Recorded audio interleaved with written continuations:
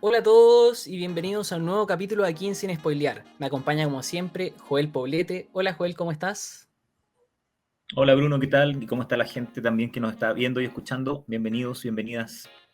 Bienvenidos a todos y sí, hoy día se viene un capítulo nuevamente con bastantes películas nuevas que llegaron a cartelera y también a plataformas. De hecho, hablando de las plataformas, vamos a partir por una película que pidiste tú.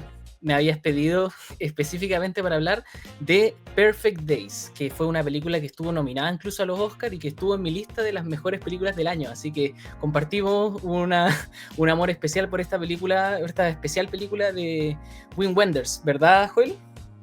Sí, justamente es un director que es súper querido, súper admirado por los cinéfilos, tiene una carrera ya de mucho tiempo, pero los Oscars, a pesar de lo famoso, prestigioso que es él, que ha ganado premios súper importantes, por ejemplo, siempre muy recordado y una de sus películas más emblemáticas, Paris, Texas, que en los años 80 ganó la Palma de Oro en el Festival de Cannes, tiene títulos de culto, pero siempre ha pasado algo con él a lo largo de su filmografía que en las últimas 2 décadas como que se ha especializado más en los documentales, o al menos los documentales le han quedado un poco más logrados, más contundentes y han convencido más a los críticos y a los cinéfilos que las ficciones. Justamente las ficciones son las que le hicieron más famoso. Paris, Texas es una de las películas más emblemáticas, no solamente de los años 80, yo creo que es como de esas películas de culto que incluso muchos cinéfilos y cinéfilas no la han visto, pero conocen escenas, hay Claro. fotos, hay memes que aparecen con esa película porque es como un título súper, súper cinéfilo y varias de las películas de él que son súper recordadas son de la ficción. Y como decía, las últimas 2 décadas, casi todas las películas que más destacaron de él son los documentales. O sea, Buenavista Social Club a principios de los 2000,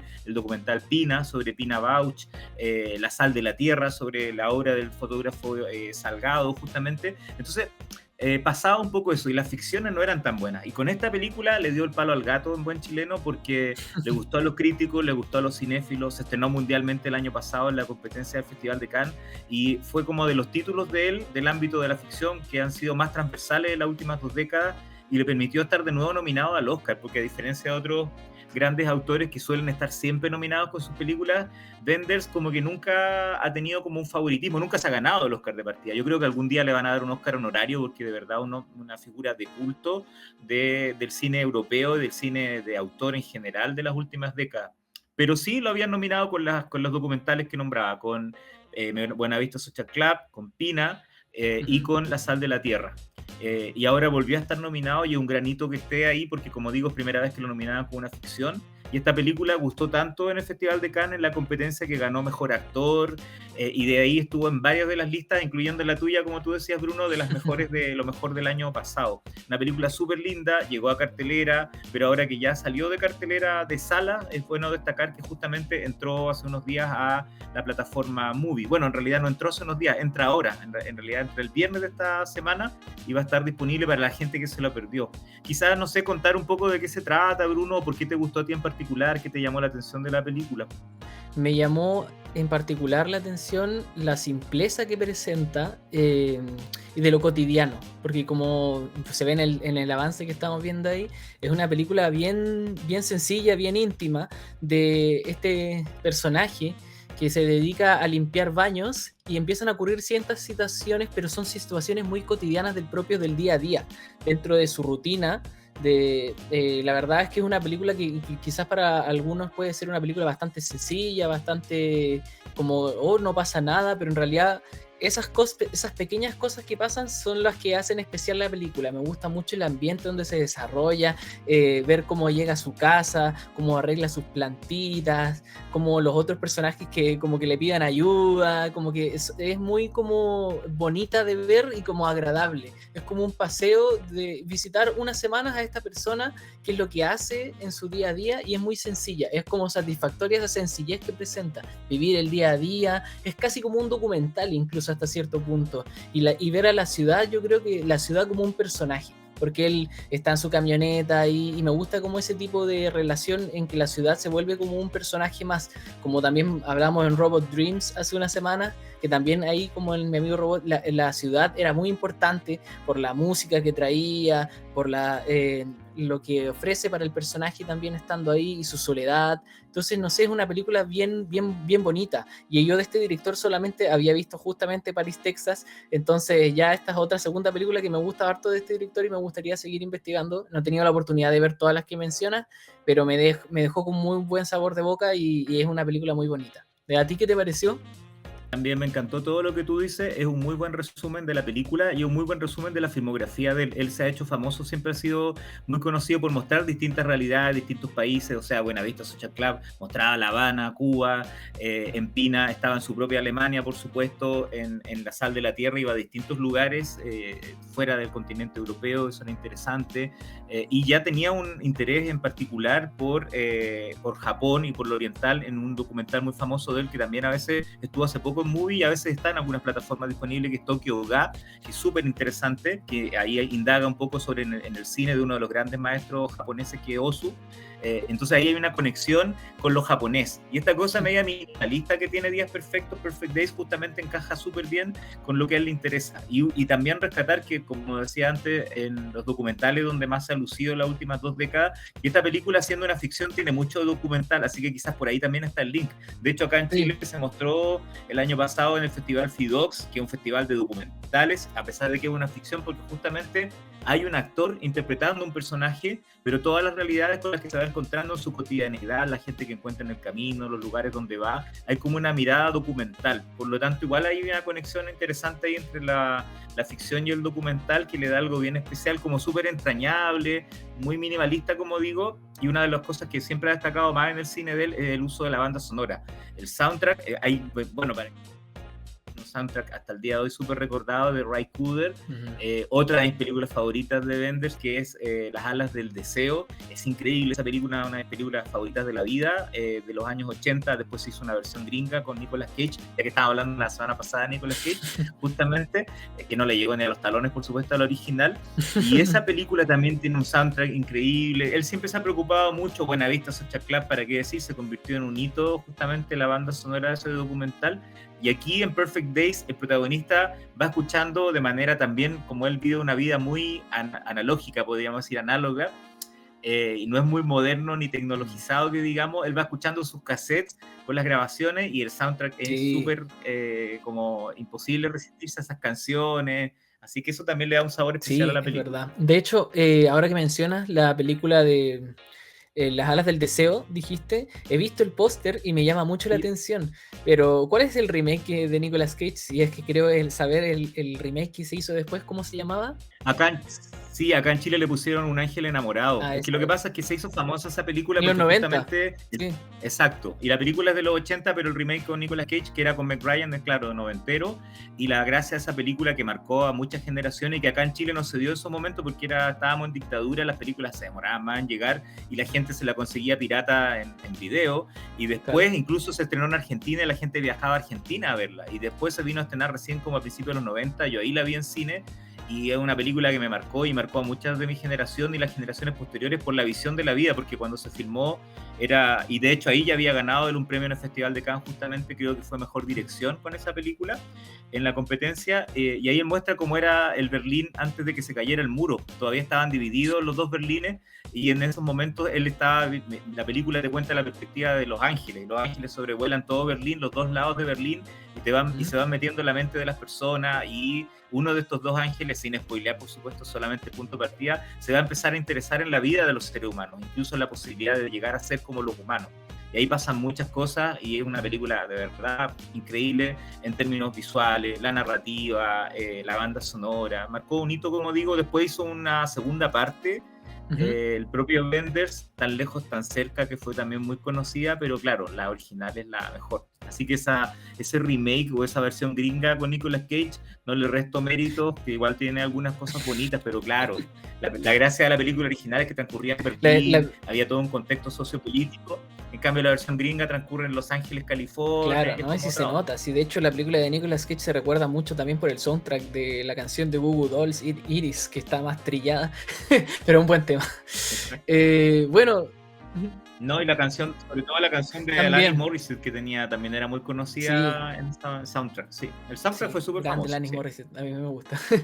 Bueno, pasando a otro tema, ya que hablamos de Perfect Days que va a llegar a Movie muy pronto, vamos a pasar ahora a otra película que sí está en plataformas y que casi estuvo en los Oscars, pero no estuvo, finalmente no estuvo nominada, que es Totem.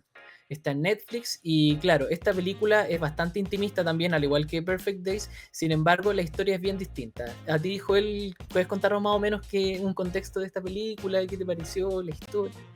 Sí, también una película súper minimalista y también tiene un toque como medio documental, una película súper sencilla. De hecho, comentábamos antes de grabar el programa con Bruno que era muy curioso que la película haya llegado a estar en las llamadas shortlists o listas cortas de película internacional. Está en la misma categoría, habría estado casi nominada a la misma categoría con justamente Perfect Days. Y donde estuvo, por supuesto, La Sociedad de la Nieve, y donde terminó ganando Zona de Interés.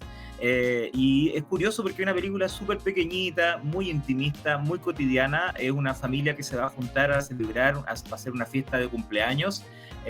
Justamente bueno, de partida hay que aclarar que no nos entregan demasiados detalles. Uno como espectador Ujú. tiene que ir adivinando un poco lo que Ya. surge en el camino. Y después nos vamos dando cuenta que el que está de cumpleaños Tipo, es el papá de la niña protagonista. La película está vista un poco a partir de la visión de esta niña, lo que la emparenta con hartas películas de los últimos años en que el espectador tiene que ver un poco las cosas a través de los ojos exacto. infantiles en este caso. Es muy sensorial la película, es muy minimalista, es media claustrofóbica también, como me comentabas tú el otro día, porque transcurre todo como en distintos espacios de la casa y va llegando más gente a la casa, se va llenando, están todos preparando la fiesta. De a poco nos vamos dando cuenta que el papá está enfermo, la niña no vive con el papá, la van a llevar especialmente al cumpleaños, el papá tiene una enfermedad, está súper delicado, por eso hay que tratarlo con cuidado y no sabemos qué enfermedad tiene, pero al parecer es algo bien delicado, bien complejo, entonces este cumpleaños tiene un carácter también significativo porque podría llegar quizás a ser el Claro. último cumpleaños que pase. Entonces hay una cosa de las dinámicas familiares, hay muchas cosas que no vamos a adelantar, por supuesto, que van quedando claras como en los diálogos, pero es una cosa muy, como digo, muy documental y muy minimalista en el sentido de que no es una película con acción, no es como una película con grandes paisajes o con grandes conflictos sociopolíticos, que a veces son las cosas que se privilegian por la Academia de Hollywood en película internacional. Entonces, curioso que haya llegado a quedar en esta lista corta, en la que también, por ejemplo, estuvo una película que estuvimos hablando en otro podcast, que era El Claro. Bastardo, justamente la película de Dinamarca, y es interesante, en cambio, esa película reúne como todas las, se le puede hacer check en todas las cosas que uno se imagina que una película internacional quedaría nominada, en cambio Totem es más pequeñita, más minimalista, más sensorial, más intimista, entonces bonito que una película como esa, representando a México, no quedó nominada, pero sí estuvo muy a Ujú. punto de quedar Sí, nominada. yo te había comentado también que, porque la vimos es como en un momento similar, que me gustó mucho el punto de vista de la niña, porque siento que la película como que se agarra de eso y ese es como el atractivo principal, a mi parecer, ver todo desde los ojos de ella, esta situación que al principio no entiende mucho, ella solo quiere pasar un rato con su papá en este cumpleaños y todo, y al final como que lentamente se va dando cuenta de lo que está pasando, y claro, es como la infancia de ella, y es una película como tú dices, bien contemplativa, bien sencilla. Eso sí, hay hartos personajes porque la familia y los que están invitados, todos son como personajes, como hay algunos como el papá, me acuerdo de él, que es como el abuelo que está ahí como bien callado, es como después está este otro personaje, la hermana, que está como bien... Cada uno tiene su problema, digamos, y la película como que muestra distintas situaciones con estos personajes a lo largo de la película, pero claro, el punto final es que el papá en algún momento se va a morir y digamos como que esta celebración podría ser su último cumpleaños. Y la película me recordó a After Sun por la forma en cómo está, y bueno, se liga también el hecho de la hija con el papá, hay algo ahí también en la forma en que está filmada también, como media documental, como a veces claustrofóbica, como tú bien dices, y creo que es una película que está súper bien, en su punto, está bien hecha, es bastante corta también, pero tiene como esto de la claustrofobia que puede llegar a cansar, y a mí personalmente, que me gustó, y reconozco que técnicamente está muy bien hecha, lo que no me convenció del todo fueron los personajes, porque creo que como que te muestran una pincelada de cada personaje y claro, no todos son como bien carismáticos, no todo es muy agradable y dada la situación, y se me hizo un poco pesada, pero fuera de eso igual encuentro que es una muy buena película y quizás no para repetirla en mi opinión personal, pero sí es una buena película y técnicamente está lograda, está lograda. Sí, no es una película masiva en realidad, y es raro que haya llegado justamente a Netflix. La película de partida es de una directora que dio mucho que hablar con su anterior largometraje, que no se estrenó acá en Ujú. Chile, que se llamó La Camarista. Yo todavía ¿Ya? tengo pendiente ver esa película, no la he podido ver todavía, Ujú. pero ganó hartos premios, estuvo en varios festivales, entonces había muchas expectativas con su nueva película, tanto así que Totem se estrenó mundialmente en la competencia, ni más ni menos que del Festival de Berlín, y de ahí como que ha estado ganando hartos premios. De hecho, acá en el Festival de Viña del Mar de cine ganó la Ujú. competencia. De ahí se había mostrado hace poco en el Festival Cine UC, yo me la perdí en todas esas oportunidades para verla en cine, y ahora que está en Netflix hace ya un mes, y que se estrenó muy, podríamos decir, con bajo perfil, porque justamente como una película pequeñita, no es como esos grandes estrenos de Netflix, mucha gente no se ha enterado de que está Claro. disponible, por eso también era bueno aprovechar de recomendarla. Y decir que también pertenece a un tipo de cine mexicano que estamos, como que mucha gente está acostumbrada que el mexicano, sobre todo en los últimos años, suelen ser películas de medios mafiosos, y como que también está esta otra corriente de cine mexicano más intimista, y sobre todo con realizadoras, con directoras detrás, es Sí. interesante. Se emparenta un poco, como tú decías, también con Aftersun, que era una ópera prima, de una directora en ese sentido, y también yo diría con otro cineasta latinoamericano, por ejemplo Lucrecia Martel, que es como de las cineastas argentinas más emblemáticas de las últimas décadas. También hace un cine súper intimista, muy de lazos familiares, muy de estas cosas medias claustrofóbicas, muy sensorial, de estar mostrando como a través de los sonidos, de cosas muy de detalles que uno como que se transmiten al espectador. Creo que se emparenta mucho con el cine que hace ella. Así que es un trabajo interesante, Sí. como tú dices, no es para todo el mundo, pero dentro de tantas cosas que se estrenan en Netflix, creo que igual es interesante resaltarla, porque es un cine distinto y que muestra lo que están haciendo las directoras latinoamericanas, sobre todo en México, para que la gente vea que se hace otro tipo de cine más allá del que Sí. suele ganar premios o que llama más la atención, que es el de los carteles de droga, los narcotraficantes, como estas realidades más terribles que a veces se muestran de México. Interesante que también Mm. conozcamos este otro cine. Sí, y inevitablemente también va a haber gente que la va a amar, definitivamente yo creo que les va a pegar porque el tema es muy bonito y es un mensaje potente. Así que yo creo que sí, recomendada, Totem en Netflix. Vamos a pasar ahora a la película con la que yo la semana pasada dije que estaba por ver, pero no la mencioné, porque justamente la pude ver finalmente, que era mi película, una de las más esperadas, que yo quería que estuviera, ojalá lo hubiera podido ver antes, pero la pude ver, que es La Quimera, de esta directora, la que dirigió Lázaro Felice. ¿Cómo se llama el nombre? Me cuesta cómo pronunciarlo, el de esta directora. Sí, a todo el mundo le cuesta porque tiene por un lado que es italiana y su apellido es de origen alemán. Es Alice Rohrwacher. Sí. Ella, sí. Y bueno, mi historia con ella empieza con Lázaro Felice, que la amo, y está en Netflix. Así que es una Sí. gran película que tiene esto de realismo mágico. Me encanta el personaje de Lázaro, ¿no? Es una muy buena película que no la veo hace tiempo, pero me acuerdo que en su momento me la repetí. Así la vi un día y semana la volví a ver porque me gustó mucho. Y bueno, esta película, más o menos. ¿Podrías comentarnos más o menos de la historia? Porque a ti te sale más bonito como cuenta, cómo cuenta la trama. Es que es una historia bien especial. Bueno, Sí. es un poco como el cine que le gusta hacer a ella. Una ficción, pero ella también está súper conectado su cine en general, y esta película, que es su cuarto largometraje, con el neorrealismo italiano. Entonces tiene muchos elementos medio neorrealistas, o sea, que se ve muy auténtica, que tiene casi un toque como documental, a pesar de que es una ficción y hay actores. Y en este caso es el protagonista, que lo interpreta Josh O'Connor, que está súper de moda en los últimos años. Se hizo famoso especialmente a nivel más masivo justo en Netflix con The Crown, la serie donde él encarnaba justo al príncipe Carlos. Ahí ganó Claro. el Yo lo vi en Emmy, ganó el Emma. Globo de Oro, se hizo más conocido. Se Yo lo viene vi en luego la Emma la nueva. primera vez que lo ¿Ah? vi. ¿Cómo? También estaba en Emma, y sí, y ahora en particular viene en la nueva película de Luca Sí, Guadagnino, así que también pronto vamos a estar hablando de él. Es parte de este triángulo verdad. sentimental ahí que está dando harto que hablar y ha generado mucha expectativa. Acá interpreta Ujú. justamente a un británico que vive en Italia, que vive en una zona más, podríamos decir, más empobrecida de Italia, del sur de Italia, y él es parte de unos tombayolos, como Ay, les qué llaman rico. a los saqueadores de tumbas, un grupo podríamos decir, de bribones, de pillos, de ladrones directamente, para decirlo de alguna manera más exacta, que ellos se dedican a saquear tumbas y a vender los objetos que encuentran en las tumbas en el mercado negro. La verdad es que este personaje, Arthur, tiene como una especie de sexto sentido que le permite identificar los lugares donde pueden estar estos posibles hallazgos.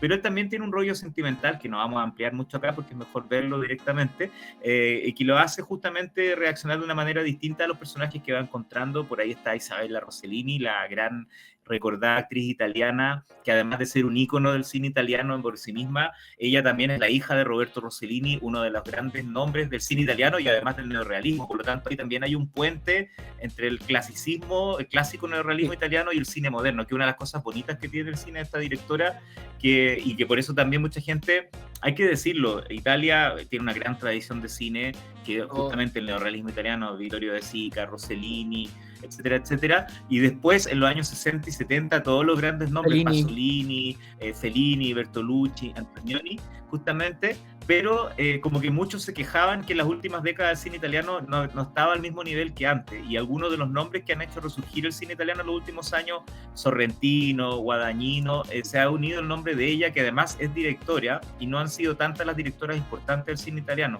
Lina Berniller, que se convirtió en la primera directora en ser nominada a un Oscar a Mejor Director, o Dirección en ese caso en los Oscars, que fue súper importante, fue como una de las pioneras en ese sentido, Liliana Cavani, pero son poquitas, y ahora en los últimos años han surgido más directoras, y Alice Rohrwacher es una de las que lleva a la delantera con sus películas, que todas han tenido estreno mundial en el Festival de Cannes.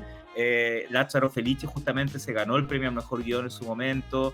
La anterior a esa, que es muy linda, que se llama Le Meraviglie, Las Maravillas, ganó el Grand Prix, que es como el segundo premio más importante en la competencia de Cannes después de la Palma de Oro.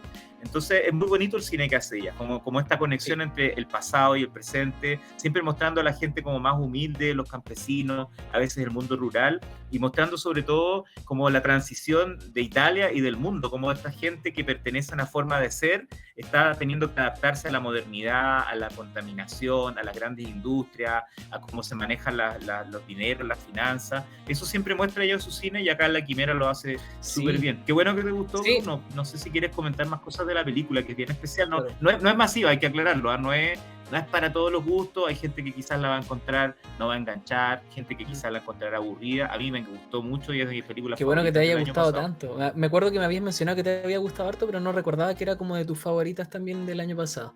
Sí, me recuerda un poco a Fellini también en algunas cosas, el tema como de mezclar el realismo mágico de cierta forma. Obviamente esta película comparada con la de Lázaro que la vi hace años es menos mágica, se podría decir, pero está ahí también la marca de la directora. Creo que es una película muy peculiar, ya como que es impredecible totalmente. Yo no sabía qué iba a pasar. De hecho, yo te dije que cuando terminó la película dije, jamás me esperé ese final. Fue como tan, oh.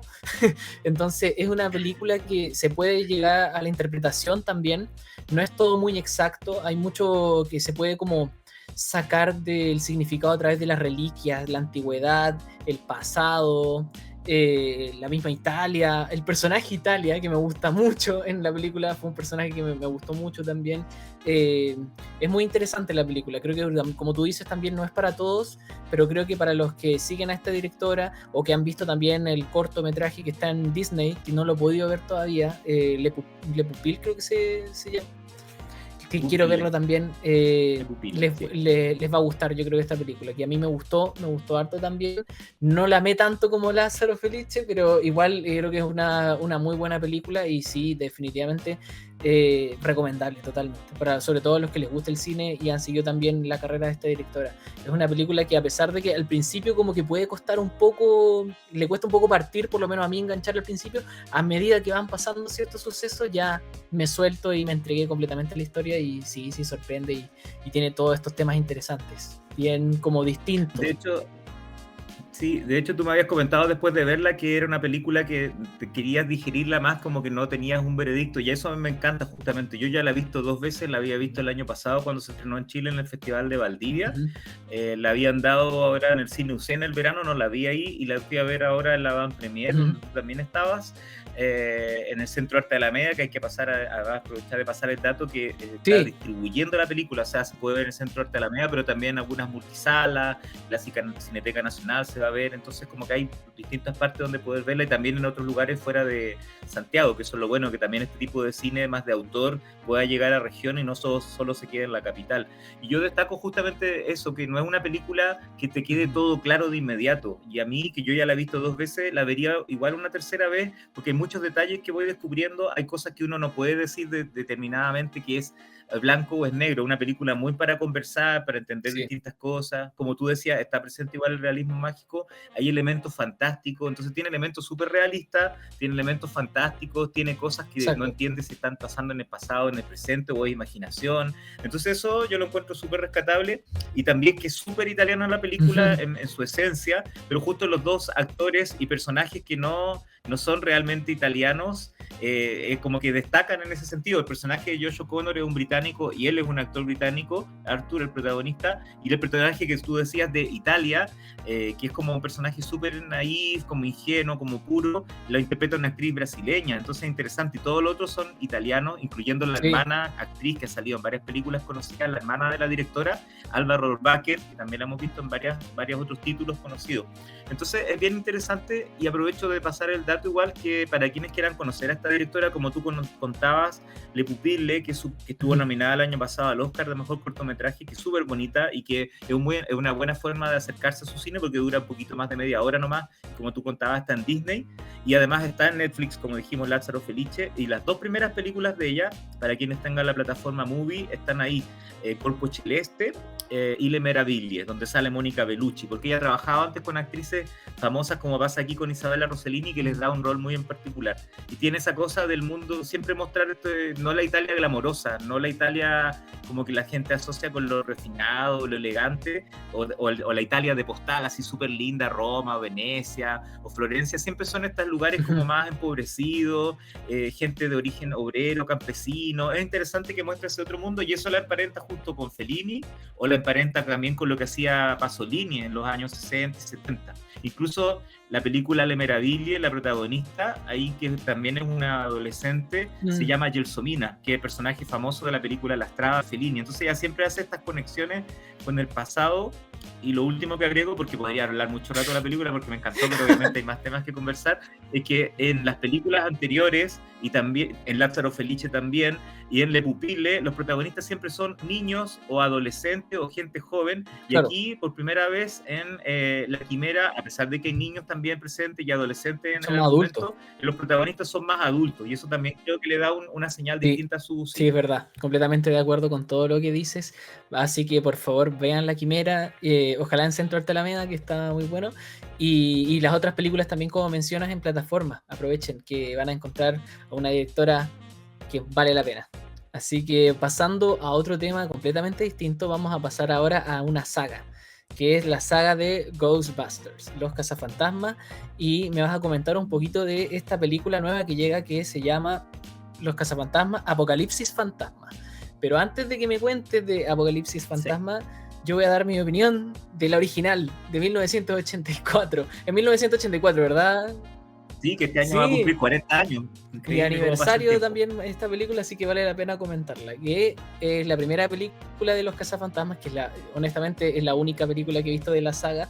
No he seguido la saga porque como no me entusiasmó tanto la primera película, a pesar de que me gusta, la encuentro una película muy divertida, es muy sencilla, podría decirse como básica y para pasar el rato, pero es muy entretenida, me gusta harto Bill Murray en esa película, bueno, me gusta harto Bill Murray en general, los fantasmas que aparecen ahí es como muy 80, el final es como terrible, apocalíptico, too much. Es una película muy entretenida y que como que se pasa bien viéndola, pero no es una película como que sea como importante, como muy que a mí me haya tocado a la fibra como para poder seguir y mantener mi interés en seguir la saga. Entonces me gusta, la respeto, la paso bien cuando la veo, pero no he seguido la saga. En cambio tú, al parecer, has visto todas las películas, así que quiero que me comentes más o menos cómo ha ido mutando este universo hasta llegar a esta nueva película y qué tal le ha ido, cómo ha sido el viaje por esta saga. Cuéntame. Sí, bueno, está justamente el elemento nostálgico y generacional. Claro, yo como tengo unos cuantos años más que tú, me tocó estar en la época original en que se estrenó la película. Yo tampoco soy tan antiguo, en ese momento era niño. Entonces como niño ir a ver la película del 84 fue un hito, realmente se convirtió en una película es difícil de dimensionar porque en esa época no existía internet, no existían las redes sociales y sin embargo la película se hizo masiva mundialmente, fue un fenómeno. ¿Para qué te cuento? La canción la La tocaban, canción. hasta salía hasta la sopa, la tocaban en la radio todo el día, en las publicidades, después se creó una serie animada, entonces se convirtió en un ícono. Bill Murray ya era súper conocido, él, Dan Aykroyd, que habían pasado por Saturday Night Live, y eran figuras muy conocidas para el público gringo especialmente, pero acá en Chile se habían estrenado películas con ellos, pero no eran tan famosos, y ahí especialmente Bill Murray se convirtió en un hito. Sigourney Weaver, que era como la heroína o la chica de la película, ya se había hecho famosa con Alien, con la primera película de Alien, todavía no había hecho la secuela Alien El Regreso, pero como que eran figuras, sobre todo Bill Murray, que se catapultaron como a la fama a nivel mundial, porque como digo, para los gringos ya eran figuras de culto, pero el resto del mundo no las conocía. Entonces cuesta dimensionar lo que significó en su momento los efectos especiales, la banda sonora. Yo lo pasé increíble. Yo creo que la fui a ver más de una vez al cine. En esa época también las películas eran rotativas, entonces se acababan y no podía quedarse en el cine, la volvían a dar y podías verla 4 o 5 veces durante el día. Era increíble eso. Pero la secuela, por ejemplo, no encuentro yo que fuera tan extraordinaria, no era tan potente, pero obviamente, habiendo sido Los Cazafantasmas original un fenómeno a nivel mundial, no solamente de Estados Unidos, había sido una de las películas más taquilleras del año 84, entonces había mucha expectativa con la segunda, que yo encontré que no estuvo tan al nivel. Después salió una serie animada que yo personalmente no la seguí, pero yo sé que hay mucha gente que le gustaba, le tenía cariño, y hay que decir que en la última década se trató como de revitalizar, como están las modas, sobre todo en las últimas décadas, de hacer reboot, de volver a lanzar alguna franquicia, alguna saga, o hacer remakes, o hacer secuelas. Bueno, en este caso se la quiso relanzar, pero se le dio un toque femenino, que fue, me parece, como el 2015, cuando estrenaba esta película, donde todos los roles eran encarnados con personajes en versión femenina, en el fondo.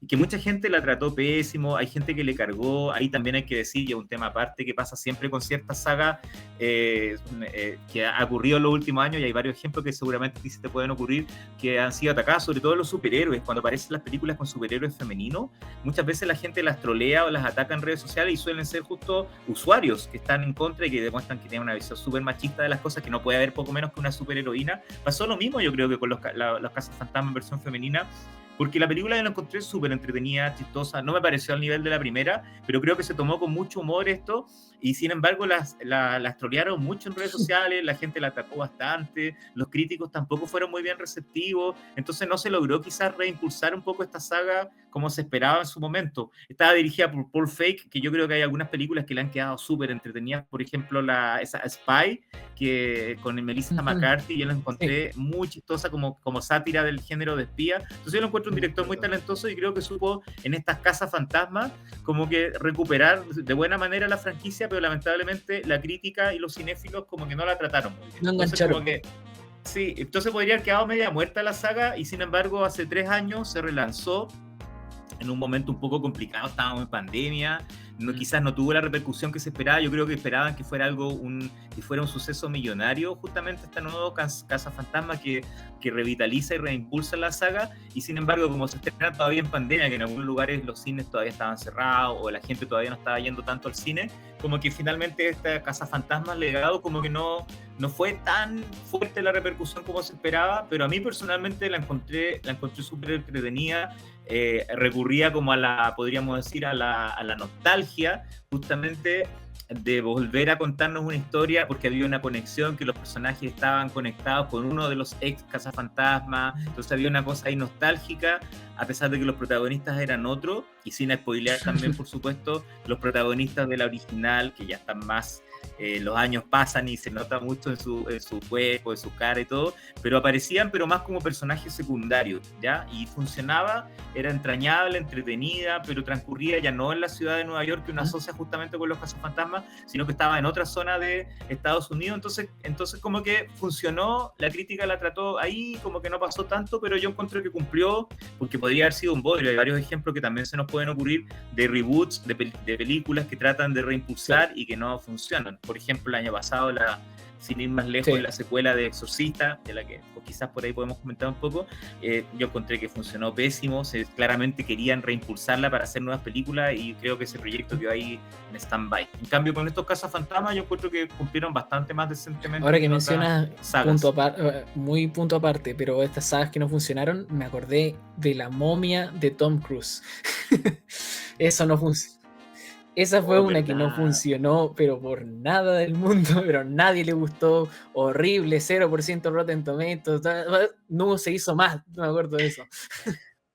No, y es triste porque te acuerdas que con esa era que el proyecto que pretendía reflotar Los las grandes monstruos, películas del pasado de la Universal, La Momia, Frankenstein, todas las grandes figuras, El Hombre Lobo, sí, y no, hasta ahí nomás llegó el proyecto, como que no no, aborten misión.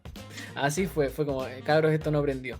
Así que, Exacto, así pero fue justamente. esta Casa Fantasma, entonces está decente, está entretenida, lo pasaste bien, por lo menos Sí, esta es nueva que película. claro, yo estaba comentando que era el 2021, hace 3 años, Ujú. Cazafantasmas, El Legado se llamó acá, donde Con Paul salían Rudd. nuevos personajes. Estaba Paul Rudd, por supuesto, que es Sí. muy querido, sobre todo por las comedias y en particular por Ant-Man Ujú. en las películas de Marvel, y él le da como un carisma distinto. Estaba Carrie Coon, que me cae súper bien, que era como la heroína Claro. en este caso. Entonces, tenía personajes nuevos, le encuentra uno de los actores, por supuesto, Mm, de Stranger Things. Entonces había como harto elemento para conectar con las nuevas generaciones, y para los que somos más antiguos o que le tenemos cariño a mm. la saga original, nos trajeron de vuelta a los viejitos, como podríamos decirlo al final. Entonces como que funcionó Ya. y cumplió.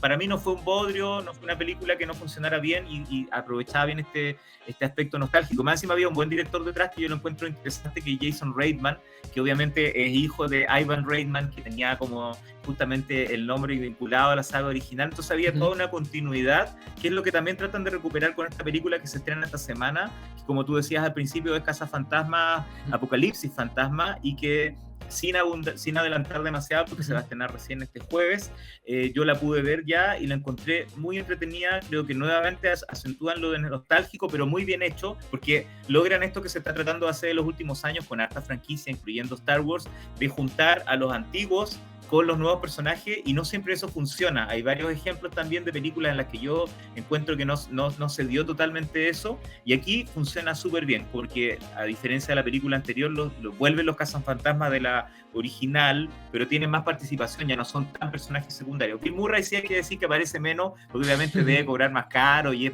una figura más emblemática, pero por ejemplo Dan Aykroyd está súper presente como personaje secundario acá, y se aprovecha súper bien esta unión entre Ujú. los personajes nuevos con los antiguos, y más encima vuelven a estar en Nueva York. Ah, Entonces esto conecta súper bien justo este año que se cumplen los 40 años de la Casa Fantasma original. Están en Nueva York, entonces el ver el edificio emblemático de los Cazafantasmas, el vehículo emblemático, algunos otros personajes que aparecen, como el personaje que les llevaba siempre la contra a los claro. Cazafantasmas, que también está más, se nota el paso de los años ahí, que es el personaje del actor William Atherton. Entonces es bonito ver eso y que funcione bien. Por lo tanto, convoca bien a las nuevas generaciones y nos deja contentos a los nostálgicos de la original. Yo vi la película sin tener idea que estaba diciendo la crítica, y ahora me llevé la desagradable sorpresa que los críticos la han estado tratando súper mal, y yo no estoy para nada de acuerdo. No es una obra maestra, no es una joya, pero funciona súper bien, aprovecha la nostalgia sin irse al extremo, y por lo menos yo la dejo súper recomendada. No le hagan caso en este caso a los críticos gringos, que como digo, no es una maravilla, pero fueron muy implacables. O sea, estoy viendo que la trataron pésimo y no se lo merece. Nunca te había visto escuchar decir no le hagan caso a los críticos gringos, así que qué agradable sorpresa, No, que se qué les pasó. agradable No, no. sorpresa entonces que esta Ghostbusters sea para los nostálgicos y también, pueda enganchar con las nuevas generaciones. Así que genial, súper recomendado, ya va a llegar, de hecho se estrena ahora mismo, así que para que aprovechen de ver a Ghostbusters. Yo lo iría a ver por Bill Murray, pero en todo caso, a pesar de que salga poquito, yo creo que es un panorama imperdible, sobre todo para los fans de esta saga. Y pasando a otra saga, vamos a hablar de otra película que se estrenó la semana pasada, si no me equivoco, o también llega este jueves, La Profecía.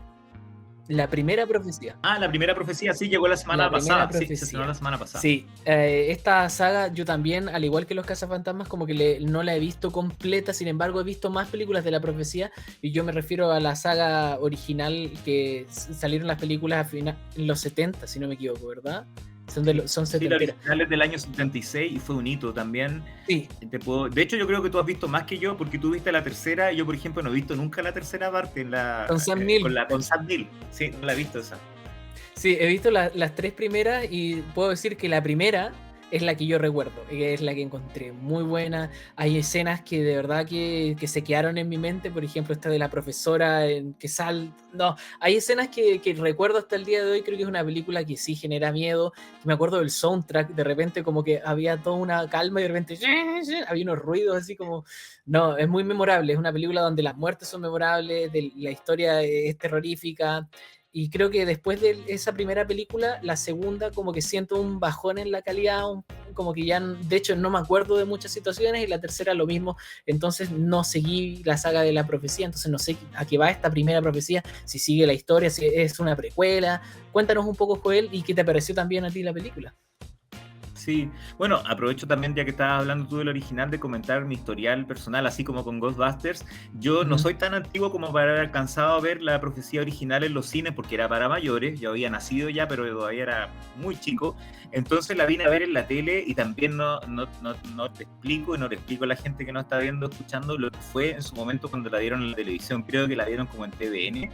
Yo estaba en época escolar y todo el mundo al día siguiente hablando de 666 y todo fue como un fenómeno, porque mucho de lo que éramos chicos en esa época no lo habíamos podido ver en cine, no existían en esa época en los sistemas de video todavía para verla en la casa, ni VHS, ni menos DVD, ni Blu-ray, ni nada por el estilo, y menos el pirateo de Tipo. internet, porque no existía un internet. Por lo tanto, todo el mundo, si la veía, tenías que verla en la tele. Entonces todo el mundo al día siguiente comentando el 666, Demian, del Anticristo. Yo creo que es una gran película, la he vuelto a ver hace unos años en estos clásicos de Cinemark, la dieron en cine, yo nunca la había visto en cine, la fui a ver al cine y encuentro que se sostiene súper bien. Es de un gran director, Richard Donner, el que hizo la primera Superman, que grandes películas que tiene en su filmografía, y yo creo que aquí se lució él y llegó en un momento muy preciso la película. Era en la misma década, se había Exorcista. estrenado 3 años después del Exorcista, que hasta el día de hoy sigue siendo un referente del cine de terror, y poquitos años después también Uf. de El bebé de Rosemary, de fines de los 60, de Roman Polanski. Eran películas que habían revolucionado un poco la forma de hacer terror y que siguen, y por algo son tan buenas y por algo son clásicos, porque a pesar de que han cambiado los efectos especiales, ha pasado el tiempo, estamos acostumbrados a cosas más sangrientas, esas películas sugerían Exacto. más terror del que mostraban. Entonces la atmósfera que lograban generar sin estar mostrando tanta sangre y tanta cosa, como que hasta el día de hoy sigue siendo inquietante. Imagínate, El Exorcista, yo la he visto unas 15 veces en la vida y a pesar de que sé todo lo que pasa, me sigue asustando y me sigue funcionando súper bien. Y lo mismo El bebé de Rosemary y lo mismo La profecía. Entonces, en ese sentido la encuentro súper bien. La segunda que tú comentabas con William Holden, la encontré que estaba bastante decente. La tercera, como te digo, nunca la vi, pero la que vi me decepcionó mucho.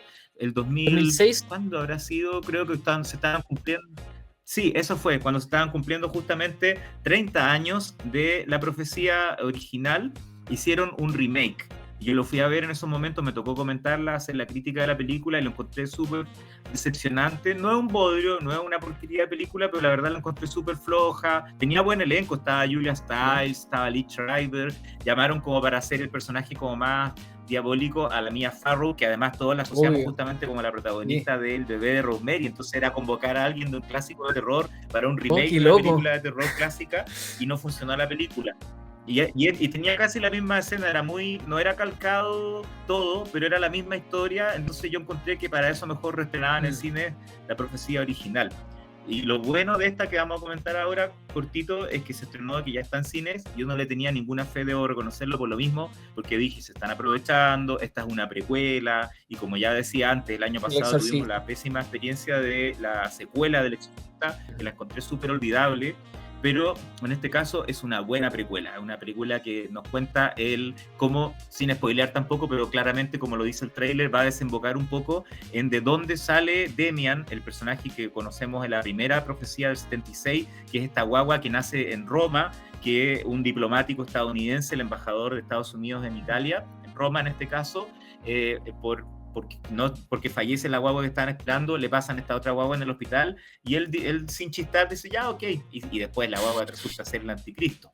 Bueno, acá en esta película nos cuentan, también transcurre en Roma, y nos cuentan qué es lo que va a pasar y cómo vamos a llegar a ese nacimiento. Sin spoilear, no voy a contar nada más, solamente decir que la protagonista acá es una joven aspirante a ser monja, le ha ido súper bien, de llega a Estados Unidos, ella está, la actriz es británica, pero la personaje es estadounidense, llega ahí, llega a un convento en Roma, en pleno año 70, esto transcurre en el año 71, y obviamente empieza a encontrarse con cosas siniestras, se empieza a enterar de secretos, y van pasando cosas. Sabes que la película, aclaro desde ya que no es una obra maestra, no es una joya, no supera la original, pero es muy digna como precuela, es súper lograda la atmósfera, yo rescato la ambientación de época de la Roma, de los años 70, está súper linda. Hay momentos súper bien filmados que no suele ocurrir mucho en las películas de terror, ciertos encuadres, ciertas tomas, que tú dices, ¡ay, que está buena esta escena! O que está buena la fotografía, que yo, sobre todo para verla en cine, la disfruté mucho. Hay un gran trabajo también de los actores. Hay actores también que son buenos, que llamaban actores conocidos. Sí. Bill Nighy, que el año pasado estuvo nominado al Oscar como mejor actor. Sonia Braga, que a mí me encanta, que la asociamos con papeles sexy, pero acá es como la madre superiora del convento, súper siniestra. Hay muy buenos actores por ahí y rescato eso, actuaciones, visualidad, dirección de arte, fotografía. Rescato que aunque haya unas escenas que son como fuertes, no es tan terrorífica como atmosférica, es súper atmosférica, como que te genera inquietud la ambientación, y también usa algo que está súper de moda en los últimos años en el terror, que es el llamado body horror, como el terror del cuerpo, como mostrarnos cosas que más que ver seres sobrenaturales o mucha sangre, como que nos muestran cosas que a uno le duelen o le molesta de ver como es tratado el cuerpo en la película, y eso lo encontré interesante. Me dieron ganas de verla, honestamente. Viendo el tráiler y escuchándote, como que me dieron ganas de darle una oportunidad. La única que entonces me faltaría por ver sería ese remake del 2006, pero yo creo que con lo que me dijiste ya deja en claro que voy a pasar y voy a ver esta nueva y ahí tener mi saga de la profecía sin haber visto la del 2006. Oye, qué bueno, qué interesante. Sí, me llamaba la atención porque parecía Bill Nighy también, que es tremendo actor. Y cabe recalcar que, como mencionaste, Rosemary Baby, qué película. O sea, la mencionaste y yo creo que es una de mis películas favoritas de terror.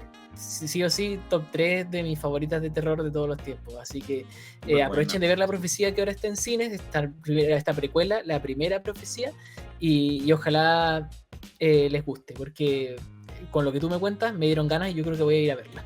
Sí, lo último que añado cortito es que se nota, también sin spoilear, no voy a decir por qué, pero se nota que quieren seguir haciendo películas, entonces ellos quieren hacer una especie de, en el fondo, como un reboot de la saga, pero en este caso yo encuentro que yo le daría luz verde, a diferencia del año pasado, que la secuela del Exorcista, también sin spoilear para quienes no la han visto, pero no la recomiendo mucho, también queda claro que quieren seguir haciendo más películas, pero se nota que parece que hasta ahí nomás llegaron porque no le fue bien de crítica, no le fue bien de público, y esta precuela de La Profecía no arrasó porque la que le está yendo increíble en Estados Unidos es Godzilla y Kong, la nueva película, pero igual quedó dentro de las más vistas del primer fin de semana, entonces económico. Bueno, igual es bueno saber eso entonces, pero en todo caso igual me llama mucho más la atención, le daría 1000 veces la oportunidad más a esta película que la de Godzilla, que la de Godzilla y Kong, así que ojalá que aquí la puedan ver y les vaya bien, por lo menos acá en Chile, por favor, ojalá que le vaya bien. Y pasando a otra película, que esta es una película que todavía no se estrena, es una película que va a llegar, que es de un director que por lo menos a mí me gusta harto, que es Alex Garland. Estamos hablando de Civil War, que ha dado de qué hablar porque es la primera película de A24 donde se nota un presupuesto ya bastante como una película más de Hollywood, por así decirlo, pero tiene este director que ha hecho 3 películas anteriores que son joyas, a mi parecer. O sea, no todas son increíbles, no todas son obras maestras, pero me parecen bastante buenas. No sé, ¿qué opinas tú? ¿Tienes alguna historia con Alex Garland? ¿Esperas algo de Civil War, Joel? Sí, a mí también, yo comparto contigo, lo admiro mucho. Él partió como novelista, es uno de los pocos escritores que han pasado a la dirección y que le ha ido bien, porque hay algunos que lo han intentado y todo el mundo le ha dicho, no, mejor sigue escribiendo. Pero en cambio él ha demostrado se hizo conocido justamente con La Playa, con su novela y con el guión para la película de Danny Boyle con Leonardo DiCaprio hace ya 2 décadas, y de ahí como que la gente como que empezó a hablar mucho de él, pero después como cineasta justamente, y especialmente hay que decir que destacó en sus inicios como en lo fantástico, en la ciencia ficción, con su ópera prima que desde hace ya una década, Ex Machina, que me gustó mucho y que fue una de las ganadoras más sorpresivas del Oscar a mejores efectos visuales, porque nadie se lo esperaba ese año cuando ganó, y ganó el Oscar y como que se lo merecía. Encontré que estaba súper bien, y ninguna de las películas de él lamentablemente la hemos podido ver en cine. Ex Machina pasó directo al streaming, después Aniquilación también pasó directo a Netflix, que yo la encontré bastante buena, quizás no me gustó tanto como Ex Machina, pero la encontré súper interesante visualmente. Creo que a ti también te gustó harto, ¿no? Sí, no, a mí Ex Machina y Annihilation creo que me gustan al mismo nivel. Creo que Annihilation, como tú bien dices, quizás cuesta un poco más porque es más ambiciosa, tiene como mucho más temas y es como ciencia ficción más dura, mientras que Ex Machina es como más psicológica, como que está ese tema de la manipulación. Entonces son películas distintas pero sólidas las dos. Y después vino Men, que es una locura muy ya como que desatado, ya es mucho más de autor, siento más Yo no la he experimental. visto esa. ¿No la has visto? Voy a No, la omitir tengo comentarios pendiente. entonces, pero solo te No, voy a pero decir. dale, pero cuenta ¿Ah? para aprovechar de saber. Si yo también quería verla y todavía no la he visto. ¿Qué tal? ¿Te gustó mucho entonces? Me gustó, no al nivel de, debo decir que no al nivel de Ex Machina ni Annihilation, creo que esas son películas más completas, pero creo que como experimento y como película la disfruté harto igual. Me gustó, no me encantó como las otras dos, pero sí me gustó y creo que vale totalmente la pena. Eso sí, es muy loca, es muy experimental, habla muy bien de la representación de los miedos, de las inseguridades, de la culpa. No te quiero contar mucho más de la trama, pero va por ahí un rollo mucho más intimista, mucho más de autor que las otras películas donde era más ciencia ficción como género, por así decirlo. Pero sí es un director. ¿Y está en alguna plataforma o no? No estoy seguro. Men, no lo sé, tendría que buscarle. Yo me acuerdo que la vi por ahí, pero, pero me gustó. Así que, no sé, ahí vemos si es que está en alguna plataforma y te cuento, si no. Pero por lo menos las otras, Ex Machina y Annihilation, si no me equivoco, sí están. Y Annihilation debería Sí, seguir esas en sí están. Netflix. Sí, yo sé que estaban. Y lo otro a destacar, como decía antes, que se hizo conocido con La Playa de Danny Boyle y después siguió trabajando con Danny Boyle y unos guiones súper buenos. O sea, ¿para qué decir? 28 días Sí, después se convirtió como en un paradigma de las películas de zombies, protagonizada por Cillian Murphy, estuvo súper bien. Y la otra que me gustó harto, que a la gente no le gustó tanto, pero la encontré bien y también era fantástica, era ujú, Sunshine. Yo la encontré también de Danny Boyle, la encontré súper entretenida, como película de ciencia ficción. Entonces como que él había dado harto que hablar como novelista, como guionista, pero después esta faceta de director, como comentaba antes, ha sido buena, porque no es lo que habitualmente exacto. se espera de los directores, o sea, de los escritores que pasan a ser directores. Y hay harta expectativa con esta, porque justamente se aleja de la ciencia ficción y de lo fantástico para mostrar lo que podría ocurrir justamente en un país en una guerra civil o en Estados Unidos en guerra civil. Así que ahí habrá que ver qué tal. Yo me la perdí lamentablemente, hicieron una función hace pocos días, le avisaron a poca gente y me avisaron como muy encima, no alcancé a ir, así que me lamento mucho haberme la perdido, pero la voy a ver pronto la otra semana, llega ya a la cartelera y la voy a poder ver ahí en la premiere, así que ahí la vamos a estar comentando seguramente en el próximo podcast. Pero hay harta expectativa con esta guerra civil porque, sobre todo, a diferencia de otras de las películas que hemos estado hablando, ha tenido muy buena crítica en Estados Unidos y ha sido muy elogiada y además tiene Sí, buenos actores, la Kirsten Dunst, que me encanta, Wagner Moura, que a pesar de es venir verdad. de Brasil, estaba haciendo una carrera cada vez más internacional, aquí en un rol importante, Sí, así que yo ahí de vamos hecho a he ver qué tratado tal de la evitar película. el tráiler porque encuentro que los trailers de las películas de Alex Garland, por lo menos las tres últimas que mencioné, siento que dicen mucho. Por lo menos yo, por suerte, no he visto el tráiler antes, pero después he visto los trailers y siento que los trailers de por lo menos sus películas revelan mucho. Y él, la gracia de él, que por lo menos las tres películas que ha hecho antes, yo encuentro que los giros que tienen al final son súper importantes y como que te cambian un poco la perspectiva de la película. Y entonces no quiero ver nada de Civil War, prefiero sorprenderme. He visto solo imágenes, este teaser que aparece aquí rapidito, pero no he querido saber nada más de la trama y mejor así. Sé quiénes actúan, pero hasta ahí nomás lo dejo y estoy con todas las expectativas para poder verla la próxima semana, Civil War. Y otras cosas que se vienen. Súper, ahí la vamos a estar Ah, comentando sí, también. sí, totalmente. Y otro tema que tenemos aquí, que es el tema de Cannes. Que lo que va a ocurrir es que se viene ya la selección oficial de Cannes. Hay algunos rumores de películas internacionales que podrían estar entre la selección o incluso de... ¿Tú, cuáles crees que son tus expectativas o tú tienes algunas predicciones que crees que podrían entrar? Yo tengo ya algunas las mías que creo que podrían entrar y si es que no, por lo menos te voy a mencionar las que yo espero, porque me llaman la atención, pero quiero hablar más o menos qué opinas tú de esto. Siempre es uno de los momentos más entretenidos del año. Yo siempre es casi como las nominaciones al Oscar, como que siempre estoy esperando porque como es para muchos el festival más importante del mundo, uno sabe que siempre va a haber directores conocidos que uno admira, directoras también súper importantes, algunos regresos, algunas sorpresas. Entonces es un momento bien especial. En la madrugada del jueves se va, o sea, cuando este podcast ya salga, un poquito después va a darse a conocer la programación y hay varias expectativas. Lo bueno es que de a poquito, igual como pasa con otros festivales, han ido soltando novedades. Entonces, por ejemplo, ahora que estamos grabando este podcast, en este mismo día, se anunció que que le van a dar la Palma de Oro honoraria a George Lucas, ni más ni menos.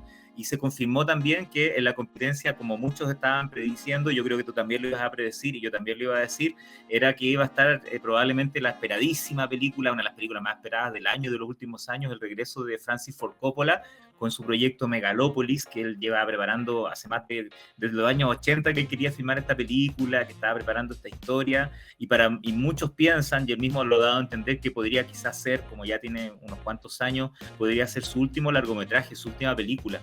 Entonces, como que hay hartas expectativas con esta Megalópolis, que aunque no se ha anunciado oficialmente la programación de la competencia, por lo menos ya se filtró, y ya hoy día en los medios, no sé, Variety, IndieWire, ya empezaron a decir, y el propio Francis Ford Coppola lo confirmó en sus redes sociales, que también hay que decir que en el último tiempo está usando Instagram. Es súper emocionante y genera mucha expectativa saber que está de vuelta con Megalópolis, este proyecto que ha estado esperando tanto. Así que vamos a ver qué ocurre, pero en la programación, antes que tú, Bruno, puedas comentar un poco qué películas crees. Yo, por lo menos por mi parte, me imagino y sospecho que deberían estar, por ejemplo, la nueva de David Cronenberg. David Cronenberg siempre está en el Festival de Cannes seleccionado. Seguramente va a estar por ahí lo nuevo de Luca Guadagnino. También se espera, por supuesto, una que se espera mucho y que es muy probable que, aunque no se haya dicho oficialmente, debería estar, es la de Yorgos Lanthimos, que hace unos días salió el trailer. Kinds of Kindness. Salió el tráiler, y por la fecha de estreno que tiene comercial, como es junio, suele ocurrir que cuando alguna película tiene estreno comercial junio, julio, agosto, pasó antes por el Festival de Cannes, y al Festival de Cannes le encanta Yorgos Lanthimos. Hay que recordar que le fue súper bien, por ejemplo, con algunas de sus películas, las primeras, sobre todo las que hizo en Grecia, y por supuesto después de Lobster, que ganó premio. Entonces como que ya empezó a gustar mucho, pero justo, por ejemplo, Poor Things, Pobre Criatura, la estrenó en Venecia, donde también había estrenado La Favorita, y ganó premio ahí. Entonces yo creo que es claro que debería regresar por la fecha de estreno al Festival de Cannes, y como obviamente dejó la vara muy alta con Poor Things, yo creo que hay harta expectativa. ¿Qué películas habías pensado tú que podrían no estar, sé si en esta programación? Vayan a estar, pero yo espero por lo menos ver, que me llama la atención para este año también, como mis películas esperadas, digamos. Se viene The Way of the Wind de Terrence Malick. No sé si llegue a estar porque no la he anunciado mucho, pero me tengo como curiosidad por ver esa película. La de Luca Guadagnino que dijiste también me llama la atención, que no es Challengers que se va a estrenar, sino es la otra que se viene. Sean Baker iba a estrenar otra película también, tenía entendido, que creo que se llamaba Anora. La tenía anotada ahí. La de Steve McQueen, Blitz, que también me gusta harto Steve McQueen. Bueno, Megalópolis, que también ya la mencionaste. Nosferatu de Robert Eggers, no sé si esté, pero por lo menos sabemos que va a llegar en diciembre, que es una película que estoy esperando también harto. Sí, esa por la fecha, por estar en diciembre, yo creo que la van a tirar como para Venecia, algo así. Puede ser para Venecia. Puede pasar eso. Puede ser para Venecia, pero también es una del que espero harto ahí. Y Furiosa de George Miller.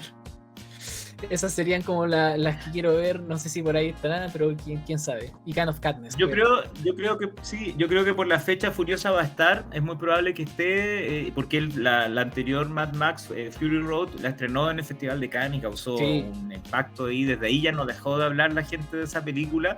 Entonces, como él es muy querido, George Miller, es muy probable que vuelva ahí justamente. Así que no me extrañaría. Lo que sí no creo que esté en competencia. Seguramente va a ser una película extra, como suele ocurrir que ponen películas como en las funciones especiales, algunas grandes superproducciones no están en competencia, pero de todas maneras en todo caso esto lo vamos a comentar la próxima semana, porque sabemos que ahí ya va a estar ya la lista oficial y todo, y ahí vamos a ver qué tal, y vamos a comentar más o menos cuáles son, y va a ser más grato por comentar ahí de esa forma en la próxima semana.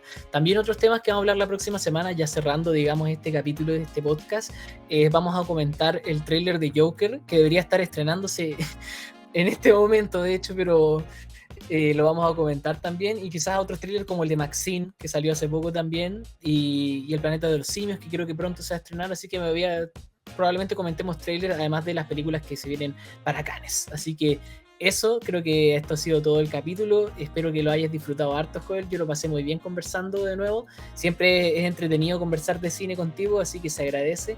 Y nos estamos viendo ya. Mismo digo, Bruno, muy entretenido. Sí, gracias. Y nos estamos viendo ya la próxima semana. Así que no se pierdan el próximo capítulo de Cine Spoiler. Nos vemos. Chau.